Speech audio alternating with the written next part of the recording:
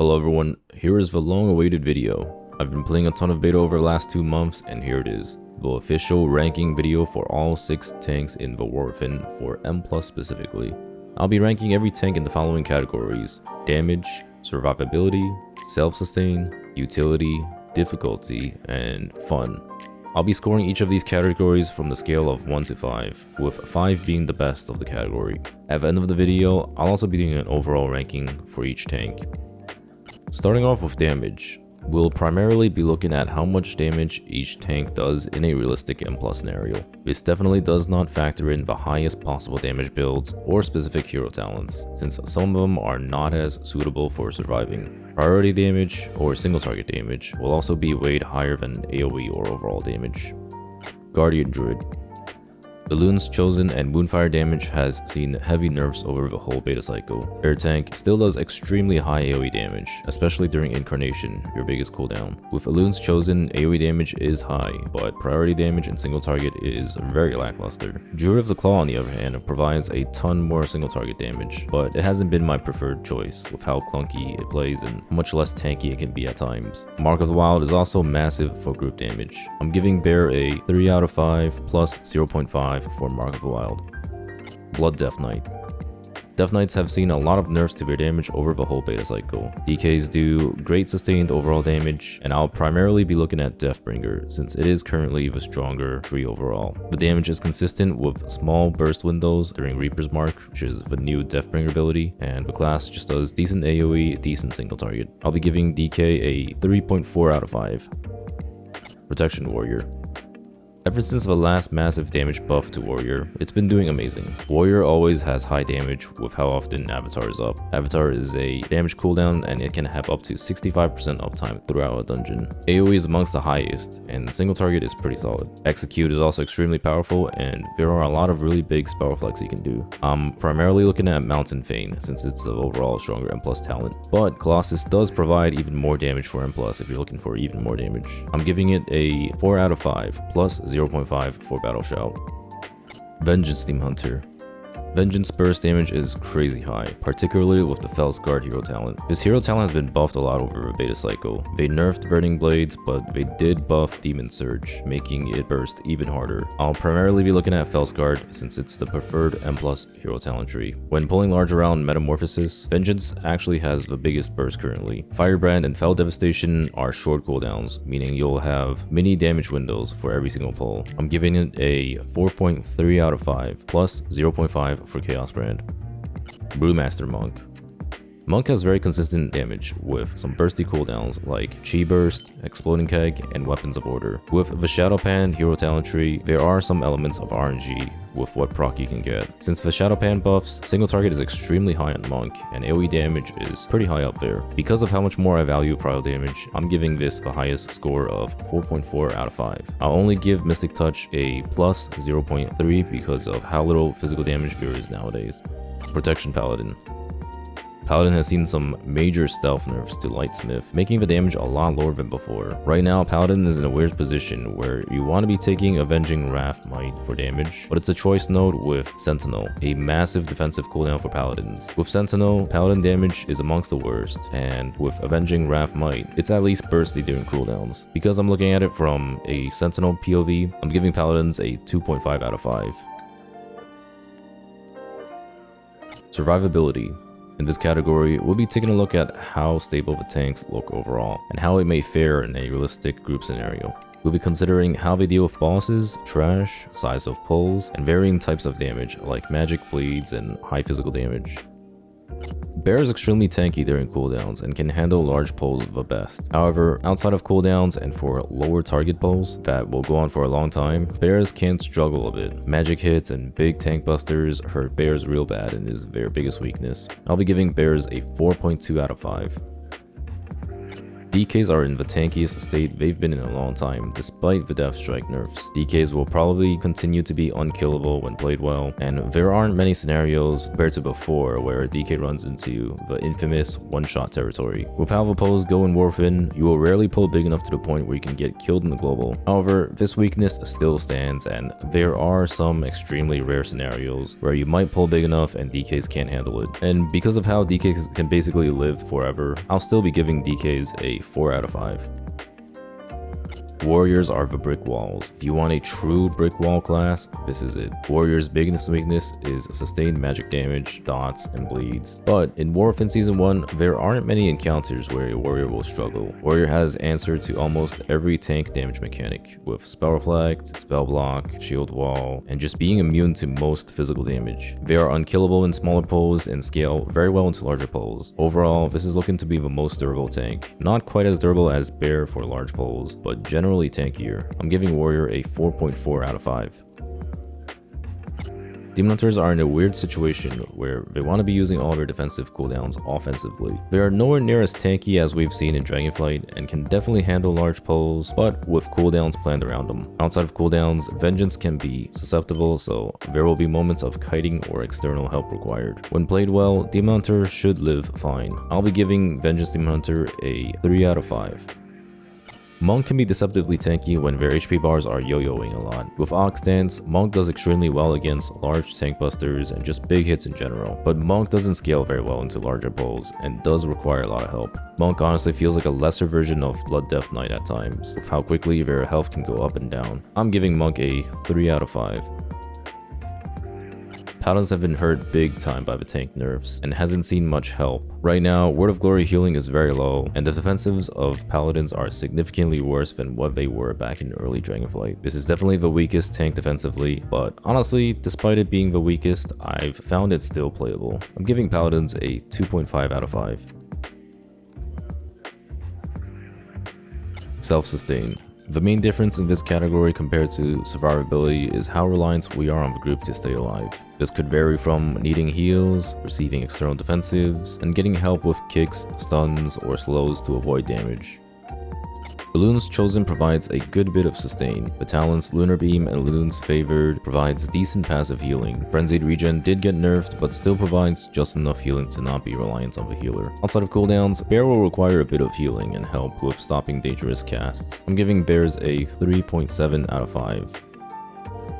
DK is still the king of self-sufficiency. Despite the Death Strike nerfs, DK requires minimal healing. DKs do benefit a lot from external defensive cooldowns and buffs like Ancestral Vigor and Earth Shield from Shamans. It's not as good as older versions of Blood DK, especially with their lower effective HP due to the Blood Shield nerfs, but I'm giving DKs a 4.8 out of 5.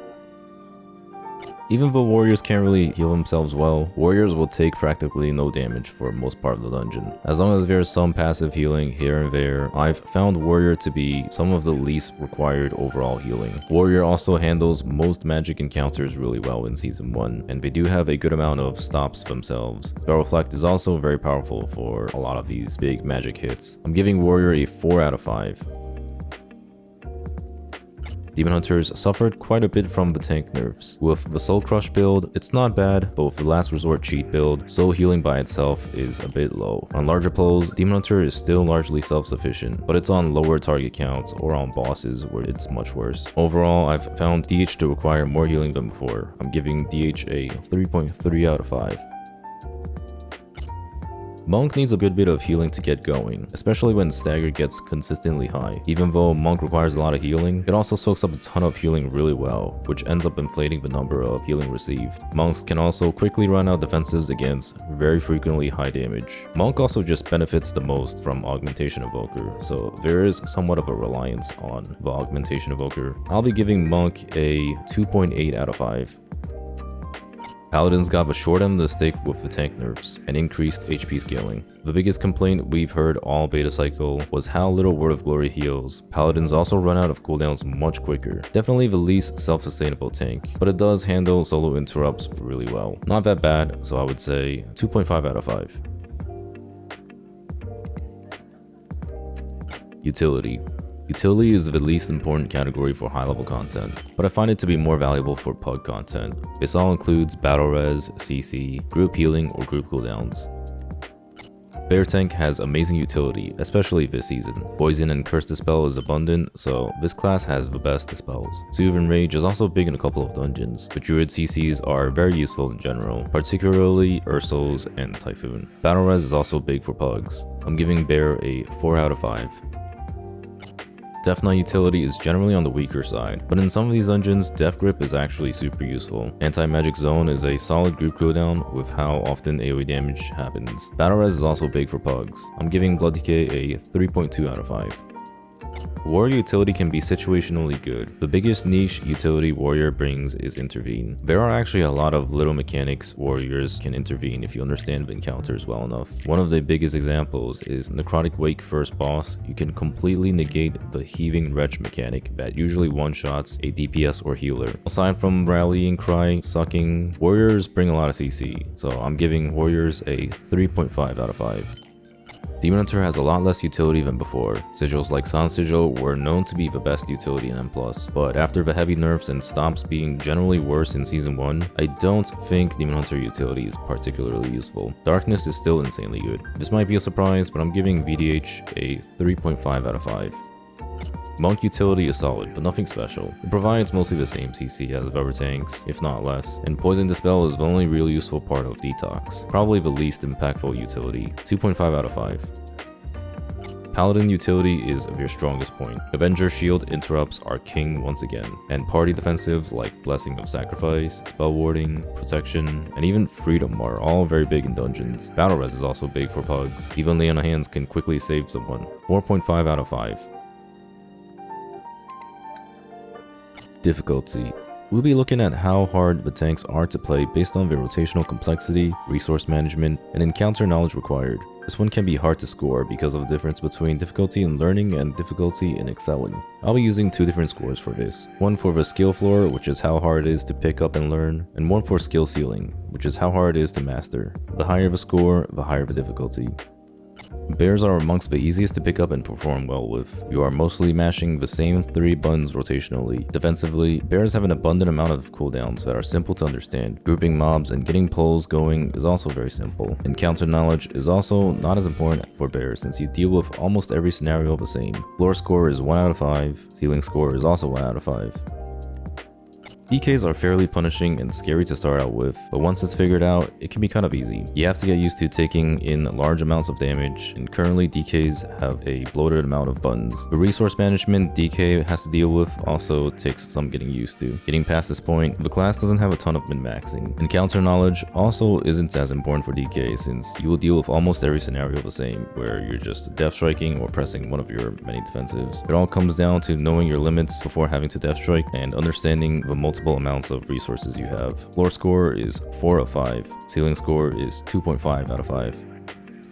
Warriors are very simple to pick up and are similar to bears where you mostly mash the same 3 buttons. However, unlike bears, there are a lot more complexities outside of rotation. You have to be actively facing the mobs, understanding the encounters well, and somewhat manage your resources between ignore pains and revenges. Warriors need to actively know what to reflect, spell block, and what mechanics need big defensives. Overall, it's still an easier tank to perform well with. Floor score is 1.6 out of 5. Ceiling score is 2.7 out of 5.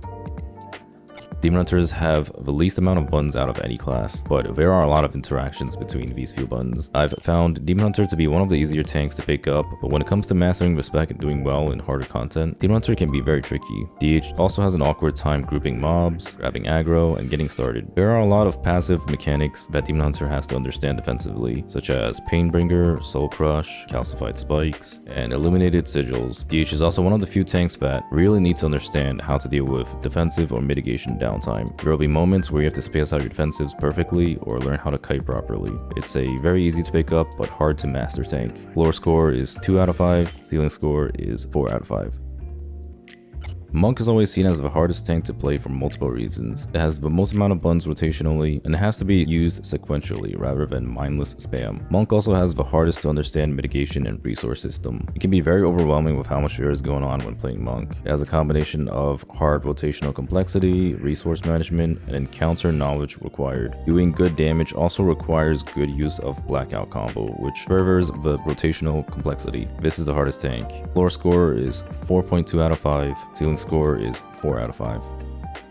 Paladin is fairly simple to pick up, quite similar to Warrior with a bit more involved. However, Paladin does require a lot more skill to function properly. Can't spam or use Word of Glory rotationally, and the rotational priority is a bit more complicated. Having to sit and consecrate and playing around it adds to the difficulty. Paladin is still a fairly simple class to pick up. The biggest difficulty comes from maximizing your utility. Knowing how to use Avenger Shield interrupts properly, when to use your blessings, all of that takes a lot of skill in a hectic scenario. The other difficulty is knowing how to rotate your defensives well, because paladins are reliant on their defensives. They do have an abundant amount of defensives you have to rotate through. Floor score is 2 out of 5. Ceiling score is 3.5 out of 5.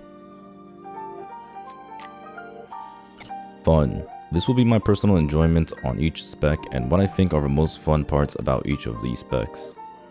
Bear tanks have always been, you either love it or hate it. They can be boring for a lot of players, but I've found it to be really chill and enjoyable when I'm in the mood for something more laid back. Bears also let you engage with the dungeon and mechanics more and focus a little bit less on your character performance. This has been a large part of what makes tanking fun for me. Leading the group and playing the dungeon rather than the class, I'll give it a neutral 2.5 out of 5.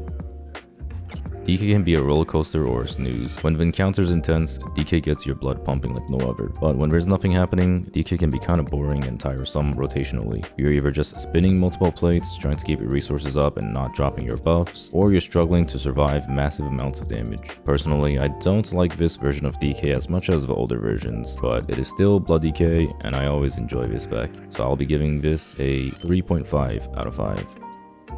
Warriors have been an absolute blast to play this season. Probably my most enjoyed tank currently because of how spammy and how often you have cooldowns available. Normally, I enjoy Warrior a lot and then I get bored of it real quick, but this time I've been enjoying it for a bit longer. The whole gameplay of Thunderclap Leap, weaving, and spamming shield slams can be really satisfying. I'll give it a 4.5 out of 5.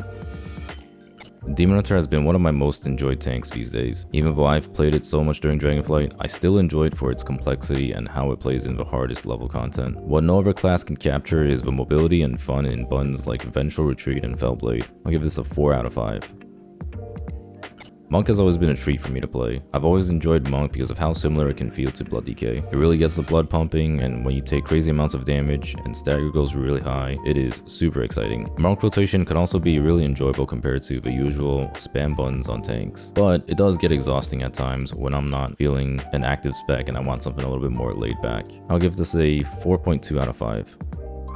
I haven't enjoyed Paladins as much as before, and it's partially because of how spoiled I am by how good they felt in Dragonflight Season 1 when I mained it. Paladin has always felt like the most fun when I could burst for an insane amount of damage with wings plus Divine Toll, but right now it just doesn't hit that hard. It can still be fun to play here and there, and I do enjoy how the base of Paladin feels, but with the lower wings uptime and the hero talent trees not being anything transformative, this is probably my least enjoyed tank currently, 2 out of 5. And now for the overall ranking. This one will be what I personally rank the tanks from the best to worst for organized high keys. These will be very specific to comps that are played in the top level teams. Currently, I think the top 3 teams are all extremely good, just depending on the situation, and I'll have a really hard time ranking these. But for number 1, it will be Protection Warrior. Warrior has just felt the strongest overall in my experience. This was a tough choice because I don't think it'll be the best in every scenario. It's just right now there are some very highly tuned attack power specs that benefit massively from Battle Shell. I haven't found any real struggles with Warrior, and honestly, as a standalone tank, Warrior is probably the best. Number 2 will be Guardian Druid. While bears are on the weaker side of damage, they are the most solid all-around defensive tank and will be the best Mark of the Wild bearer. With a defensive build, bears also don't struggle in any defensive scenarios, but it does come at the cost of lower damage. Right now, I would say bear is the safest choice and will do well regardless of what is top 3. Number 3 will be Vengeance Demon Hunter. Demon Hunter damage has been nerfed a bit, and the class is a bit squishy. It can still perform at the highest keys, but will require so much more work to survive. It's also very reliant on the caster comp of Mage and AUG being good, and I'm not currently sold on AUG. After having played a lot of beta keys at 626 item level, the timers do feel tight, and AUG has been detrimental to damage. This will probably be covered in an entirely different video, but I'm not entirely sure about augmentation, and Demon Hunter could very well be the best tank or the third best tank depending on if the caster comp is meta or not. Number 4 will be Blood DK. DKs are looking to be strong for the first time in a while for high keys. It can live completely fine, just a bit lacking on damage or raid buff or utility. Number 5 will be Brewmaster Monk. This one was tough between 4 and 5 because Monk actually brings really good damage. I ultimately decided on DK for 4 because of how much more healing and help Monk requires. DK will allow your group to do more damage than having a Monk. And lastly, number 6 will be Paladin. Unfortunately, Paladins are looking to be the weakest tank for the highest keys. However, the difference really isn't that big. Now for what I think is the ranking for the best tank in Pug Keys. This will basically be not taking any comps into account or the reliance on good comms and group play. Number 1 will be Blood DK. From my beta experience, Blood DK feels the best when just playing with random comms and not having any good group play. You can do a lot by yourself and battle res does come in clutch. Number 2 will be Guardian Druid. Bear is super safe and reliable, and provides a lot for a group with its utility. Mark of the Wild is also just a raid buff that works well in any group without a Druid. Number 3 will be Prot Warrior. Warrior is super solid all around still. It doesn't require much healing, does great damage, and it's just a strong standalone tank.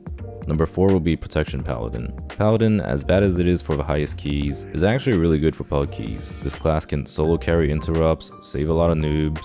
Number 5 will be Vengeance Demon Hunter. EH can feel a bit weak defensively, but when played really well, it can still live, and you can absolutely carry the damage if damage is lacking. Its strong point will be primarily doing big damage. Number 6 will be Brewmaster Monk. Monk definitely feels the worst in Pug scenarios, but it is similar to Demon Hunter where if played well, you can absolutely carry groups by doing high damage. However, Monk just doesn't provide a lot for a group and can be squishy in Pug scenarios. One last thing I want to mention is there will be a lot of tuning happening still. We've got a week before the expansion comes out, and there is probably going to be tuning with Heroic Week this time. M+ doesn't come out for an entire month after the game is out. So we're looking at a lot of potential changes. For all we know, they might just buff the hell out of Paladin.